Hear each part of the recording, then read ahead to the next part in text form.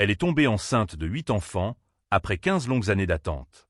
Fatou a prié pour avoir un enfant. Chaque lune s'accompagnait de larmes et chaque année se terminait par une déception. Son mari, autrefois aimant et patient, devient froid au fil des saisons. Les voisins chuchotaient derrière les portes closes. Certains prétendaient qu'elle était maudite. D'autres disaient que les dieux avaient scellé son ventre. Un matin, après une énième querelle empreinte de douleur et d'amertume, son mari a passé une journée à emballer ses affaires. « Tu n'es pas la femme que j'espérais », dit-il d'une voix tranchante comme une lame. La porte claqua et Fatou tomba à genoux en serrant son pagne contre elle. Ses cris résonnèrent dans toute l'enceinte jusqu'à ce que ses forces l'abandonnent. Les semaines se sont transformées en silence. Puis un après-midi, alors qu'elle désherbait derrière sa petite maison, une vague de vertige la submergea. Inquiète, sa voisine, Mama Aminata, a insisté pour qu'elle se rende au centre de santé. Après le test, l'infirmière sourit et dit doucement « Félicitations, vous êtes enceinte d'1 mois ». Fatou s'est figée. « Ce n'est pas possible », murmura-t-elle d'une voix tremblante. « Mon mari est parti il y a 1 mois. » Mais la vérité restait immuable. La vie l'avait rattrapée au moment où elle s'y attendait le moins. Au fil des mois, son ventre est devenu plus gros que quiconque ne l'avait jamais vu.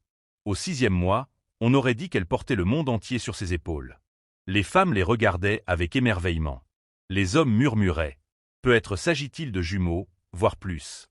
Certains plaisantaient en disant qu'elle avait peut-être avalé un tambour.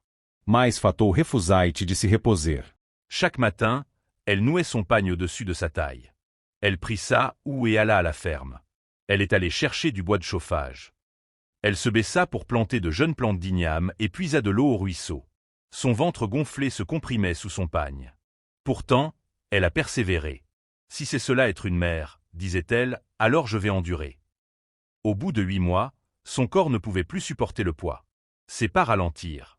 Sa respiration devint difficile. Et bientôt, elle ne put plus rien faire d'autre que s'asseoir et attendre. Les villageois observaient la scène avec un mélange d'admiration et de crainte, murmurant que quelque chose d'extraordinaire allait se produire. Puis, par une nuit d'orage, des éclairs déchirèrent le ciel tandis que les cris de Fatou emplissaient la pièce. La sage-femme travaillait avec acharnement. Un bébé a pleuré, puis un autre, et encore un autre. Quand ce fut terminé, elle s'effondra sur le sol et murmura « 8. 8, enfant parfait ». La nouvelle s'est répandue comme une traînée de poudre. Mais le miracle ne faisait que commencer.